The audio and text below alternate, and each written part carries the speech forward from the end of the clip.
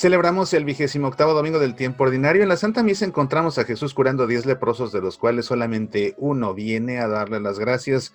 Un tema de profunda reflexión y seguramente que también mucho podemos aprender si nos detenemos a analizar este texto. Quédate con nosotros aquí en Pasión por el Evangelio. Vamos a desmenuzar este bello pasaje del Evangelio y a ver qué podemos aprender.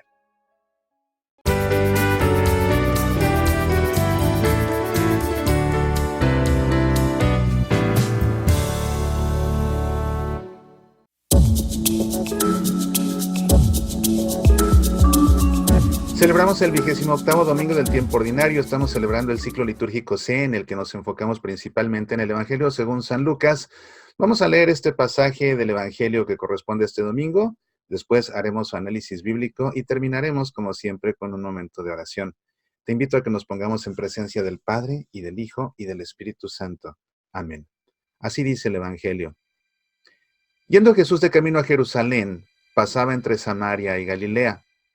Cuando iba a entrar en una ciudad, vinieron a su encuentro 10 hombres leprosos, que se pararon a lo lejos y a gritos le decían: Jesús, Maestro, ten compasión de nosotros. Al verlos, les dijo: vayan a presentarse a los sacerdotes. Y sucedió que mientras iban de camino, quedaron limpios. Uno de ellos, viendo que estaba curado, se volvió alabando a Dios a grandes gritos, y se postró a los pies de Jesús, rostro en tierra, dándole gracias. Este era un samaritano. Jesús tomó la palabra y dijo: ¿no han quedado limpios los 10? ¿Los otros 9 dónde están? ¿No ha habido quien volviera a dar gloria a Dios más que este extranjero? Y le dijo: levántate, tu fe te ha salvado. Ese es el texto del Evangelio que leemos en este 28º domingo del tiempo ordinario. La perícopa que leemos es la de los 10 leprosos, que está englobada en la gran sección del Evangelio que conocemos como la subida a Jerusalén. Ya te he explicado esto si has seguido el programa semana a semana. Esta gran sección del Evangelio según San Lucas, que se conoce como la subida a Jerusalén, consiste en un largo viaje que realiza Jesús a la ciudad santa, donde va a llevar a cabo el misterio de redención. Y ese itinerario geográfico le sirve también como una formación espiritual en la que él también espiritualmente va ascendiendo. Lo mismo que las personas que van acompañando a Jesús, todo lo que van aprendiendo de él a lo largo de esta subida a Jerusalén los va preparando para ser ellos los receptores de las gracias de aquel misterio de redención, su muerte y resurrección en Jerusalén.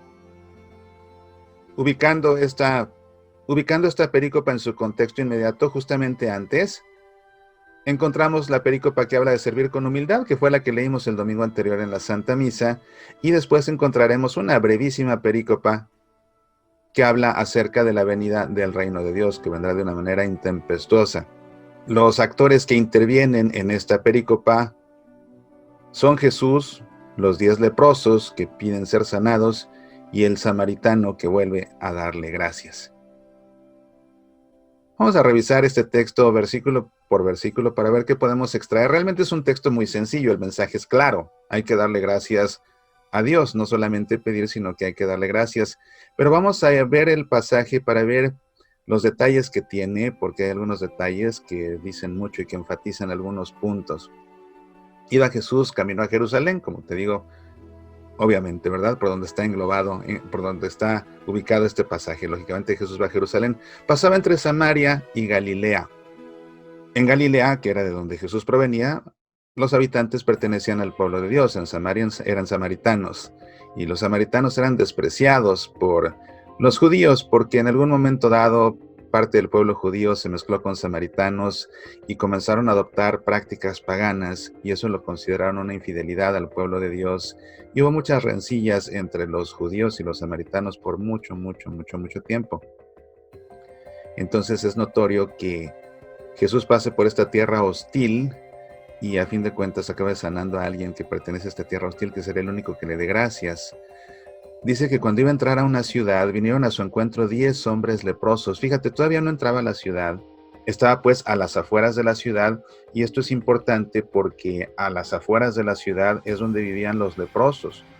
La lepra aparece mencionada en la Biblia en diferentes ocasiones, Es una enfermedad que afecta diferentes tejidos y también partes del sistema nervioso. Actualmente es curable, pero por muchos siglos, por casi toda la historia de la humanidad, no lo fue así. Hoy es curable con un tratamiento bastante extenso de por lo menos 12 meses. Y para que sea contagiosa, se necesitan dos factores. Uno, que la bacteria del paciente enfermo de lepra, que en la actualidad se conoce como enfermedad de Hansen por el médico que la estudió más a fondo, si la persona es atacada por esta enfermedad de manera interna, no es contagiosa. Ahora, si es atacada de manera externa, su piel, por ejemplo, sus ojos, su nariz, los labios, es contagiosa siempre y cuando la persona que esté cerca de el leproso tenga la predisposición genética para contraer la enfermedad. Solamente combinándose esos dos factores es contagioso. Uno, que la bacteria esté externa en el paciente, y dos, que la persona que se acerca al paciente tenga predisposición genética para contagiarse. De otra manera, no sucede. Pero en los tiempos de Jesús no había cura, entonces pues cuando la gente se enfermaba, prácticamente estaba condenada a la muerte, porque además es una enfermedad que poco a poco va deteriorando, va deformando, lógicamente va destrozando los labios, los ojos, los oídos, por supuesto, otras partes del cuerpo. Tiene un aspecto realmente muy impresionante, de manera que en ese tiempo los leprosos eran aislados por completo, los echaban afuera de la ciudad y vivían en comunidades únicamente de leprosos. Cuando deambulaban por los caminos, no necesariamente por la ciudad, aunque a veces pasaban por la ciudad, pero veían que alguien se acercaba, ellos gritaban, soy impuro, para que la gente supiera que había un leproso y se apartara. Por eso es que estas personas que vemos aquí se paran a lo lejos, pero te decía la lepra que aparece en diferentes ocasiones en la Biblia, y una muy notoria es en el libro de los Números, en una ocasión en que Miriam habla mal de su hermano Moisés y Dios la castiga con lepra, le receta en castigo 7 días de lepra, y esos 7 días de lepra se tiene que ir a vivir aislada. El caso es que Miriam se enferma de lepra en castigo por hablar mal de su hermano Moisés, se tiene que ir, pero a los 7 días se le quita la lepra y ya puede volver. Fue un castigo por molestar a su hermano. Y quizás uno de los pasajes más dramáticos en la literatura cristiana, por así decirlo, es en la novela de Ben-Hur. Ben-Hur, ese hermoso libro de Irving Wallace que se conoce como una novela de los tiempos de Cristo. Si no lo has leído, léelo, es un libro hermoso. Hay una película también maravillosa, aunque en ocasiones no se parece mucho al libro. Pero precisamente en esa película aparece la escena que también es muy dramática, de cuando Ben-Hur, que pierde contacto, porque lo mandan de esclavo, en fin, pierde contacto con su madre y con su hermana por muchos años, y cuando por fin se entera dónde están, resulta que tienen lepra, y el encuentro con ellas es escalofriante para él, porque por fin las ve, pero las ve muy, muy enfermas de lepra, y no se le quieren acercar porque están enfermas. Eventualmente serán sanadas cuando Cristo muera en la cruz, caerá una lluvia y la lluvia les curará la lepra a la mamá y hermana de Ben-Hur. Pero es una escena muy dramática que yo creo que todas las personas que han visto esa película o que han leído esa novela siempre les impacta precisamente ese encuentro tan doloroso entre la madre que no se puede acercar al hijo después de tantos años, el hijo que no se puede acercar a la madre. Decía que por todas estas razones los leprosos pues no se podían acercar, y es por lo que dice el Evangelio que se pararon a lo lejos para no contagiar a Jesús. Fíjate esto, qué interesante. Se paran a lo lejos para no contagiar a Jesús y a gritos le decían, Jesús Maestro, ten compasión de nosotros. Y no solamente por no contagiarlo, además era la ley. Acercarse a alguien estando enfermo de lepra se violaba la ley. Entonces, desde gritos le piden a Jesús. Ellos sienten que Jesús puede curarlo, han oído de lo que ha hecho, tienen la confianza y por eso con fe le dicen, Jesús Maestro, ten compasión de nosotros. Se lo gritan porque están lejos, pero a fin de cuentas se lo gritan, es decir, el hecho de que lo griten es muy importante, no solo le gritan porque están lejos, sino que le gritan con vehemencia, por favor, sánanos, por favor, límpianos, ten compasión de nosotros, ten piedad. Al verlos, les dijo, Jesús tampoco se les acerca, les dice, vayan a presentarse con los sacerdotes. ¿Por qué? Porque si ellos quedaban limpios, y en ese tiempo nadie se curaba de la lepra, pero sí habían sido declarados leprosos formalmente por un sacerdote. El sacerdote validaba que eran leprosos y automáticamente quedaban ya separados. Entonces tenían que ir con el sacerdote ahora para que el sacerdote validara que estaban limpios. Es decir, los manda por anticipado. No les dice a qué, simplemente les dice, vayan con los sacerdotes. Y sucedió que mientras iban de camino quedaron limpios. Por eso los mandó, para que cuando lleguen con los sacerdotes ya estén limpios y los sacerdotes ahora los puedan declarar limpios y puedan ellos volver a formar parte de la comunidad. Uno de ellos, viendo que estaba curado, se volvió, alabando a Dios a grandes gritos. Entonces esto es muy importante, son esos pequeños detalles que hay que poner atención. Antes gritaban, es decir, con vehemencia pedían, ahora vuelve gritando alabanzas. Con la misma vehemencia que pidió, ahora con esa vehemencia da gracias. ¿Te das cuenta? Con la misma vehemencia que pidió el favor de Dios, con esa misma vehemencia ahora le da gracias a Dios. Y se postró a los pies de Jesús, rostro en tierra, dándole gracias, reconociendo realmente el gran poder de Jesús. Incluso pues adorándolo. Y lo interesante es que antes, de lejos le gritó, ahora se le acerca lo más que puede. ¿Te das cuenta? Antes es a la distancia, ahora se acerca lo más que puede. Eso dramatiza el momento bastante. Antes de lejos, ahora lo más cerca que se puede. Este era un samaritano, para sorpresa de todos. Resulta que el único de los 10 era un samaritano. Lo que nos enseña, por un lado, que Jesús no tiene distinción para curar. Él no tiene distinción para bendecir. Bendice a propios y extraños, porque los samaritanos no pertenecían al pueblo de Dios. Y aún así los bendice, y aún así los sana. Y la gran sorpresa es que ese que no es de los suyos, ese que no es del pueblo de Dios, ese es el agradecido. Jesús tomó la palabra y dijo, ¿no han quedado limpios los 10? ¿Los otros 9 dónde están? No ha habido quien volviera a dar gloria a Dios, más que este extranjero. Y le dijo, levántate, vete, tu fe te ha salvado. La enseñanza de Jesús es clara, ¿verdad? Ante una situación por demás común, ¿cuánta gente pide y pide y pide a Dios y cuando recibe el favor de Dios no le da gracias? ¿Cuánta gente hasta le promete cosas a Dios, verdad?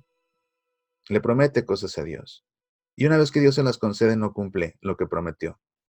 Es tan común, tan común. Es de bien nacido ser agradecidos. Y hay que darle gracias a Dios, por supuesto. Y lo que llama la atención del samaritano, independientemente de que no sea alguien del pueblo de Dios, que ya es una elección fuerte porque él viene a ponernos el ejemplo muchas veces a nosotros, que pedimos y no agradecemos, es la vehemencia. La vehemencia con la que pide primero y la misma vehemencia con la que da gracias después. El ardor con el que se le pide a Dios algo, vamos a hacer una novena, vámonos a ver a la Virgen, vámonos de peregrinación. Se concede lo que tanto se pidió y después se hace una novena en acción de gracias. Se va a hacer una peregrinación otra vez en acción de gracias. Se va a ver a la Virgen en acción de gracias. Es decir, con la misma vehemencia que se pidió se agradece, porque lo deja claro. A gritos pidió, a gritos agradece y alaba a Dios. La misma vehemencia. Es uno de los mensajes centrales. No solamente, fíjate, no solamente se trata de agradecer después de pedir. Se trata de hacerlo con la misma vehemencia, con la misma intensidad. Y eso es lo que muchos pasan por alto por no leer con detalle el Evangelio versículo a versículo. El hecho de que griten antes y después es lo que quiere comunicar, que con la misma vehemencia, con el mismo entusiasmo, con el mismo fervor, con la misma fe que se pide a Dios, es con el mismo entusiasmo, vehemencia, fervor, fe, con el que se le tiene que agradecer. El mensaje es claro, es un pasaje sencillo. Leerlo a detalle, lógicamente, nos permite detenernos a reflexionar sobre diferentes aspectos. Pero creo que no hay más que decir. Así que te invito a que esto que hemos aprendido lo guardemos ahora en nuestro corazón, para ahora nosotros dirigirnos a Jesús en una oración. Y pudiera ser, fíjate que después de leer este pasaje, al hacer la oración alguien se sintiera tentado a iniciar una oración diciendo, límpiame, Señor, límpiame de todas mis miserias, borra todos mis pecados. Pero ese no es el mensaje que nos ha dado Jesús. No nos está dando el mensaje de que hay que pedir. Nos está dando el mensaje de que hay que agradecer después de pedir, cuando Dios concede aquello que hemos pedido. Así que en esta ocasión te invito a que no hagamos una oración de petición, más bien a que hagamos una oración de acción de gracias. Y para ello te invito a que por un momento cierres tus ojos, pongas tu mano sobre tu corazón y en tu interior hagas eco a estas palabras. Gracias, Señor. Hoy te doy las gracias por la noche estrellada que veló mi sueño, por mis ojos abiertos al refulgir la alborada. Gracias por vivir un nuevo día y por la vida que he vivido, por el aire que respiro y por el sol que me acaricia. Gracias por poder amar y ser amado, por la ternura y las sonrisas, los abrazos que se dan sin prisas y también por esa vez en que yo me he enamorado. Gracias por estar conmigo cuando más te necesito, por escuchar mi oración de alabanza y petición y por alimentarme con tu pan bendito. Gracias, Señor, hoy te doy las gracias por tantas cosas que me has dado y que agradecerte había olvidado. Pero hoy, Señor, te doy las gracias. Amén. En el nombre del Padre, y del Hijo, y del Espíritu Santo. Amén. Si te ha gustado esta oración, te recuerdo de mi libro Oraciones para una gotita de agua. Es el libro más reciente que he escrito, que a todos mis lectores les ha parecido o se ha convertido en su favorito. Es una compilación de las oraciones con las que concluimos cada emisión de Pasión por el Evangelio. Oraciones para una gotita de agua es un manual de oración hermoso. Yo diría que este libro es una historia de amor hecha oración. No debe faltar en tu biblioteca y será un buen compañero para después de misa, en tus visitas al Santísimo, en tu grupo de oración, en tu grupo de formación en la fe, en tu casa. Siempre encontrarás una oración que pondrá en tus labios las palabras que estabas buscando y que te hacían falta. Al menos eso dicen los lectores de este libro. Y lo dicen muy a menudo. Oraciones para una gotita de agua está disponible en su edición impresa y también en su edición digital para Kindle. En Amazon lo envían hasta la puerta de tu casa en el país que tú vivas o a través de nuestro sitio semillasparala.vida.org. Pues bien, Dios mediante, nos vemos el próximo fin de semana para seguir aprendiendo juntos acerca del Evangelio. Entre semana podemos escucharnos a través de mi programa de radio Semillas para la Vida en tu estación de radio católica o en nuestro sitio semillasparala.vida.org, y el miércoles busca en YouTube la siguiente emisión de nuestro programa Sembrando Semillas. Que Dios te llene de bendiciones a lo largo de esta semana y por favor, tú haz todo por darle gracias a Dios por cada una de esas bendiciones que derrame sobre ti. Apasionate por nuestra fe.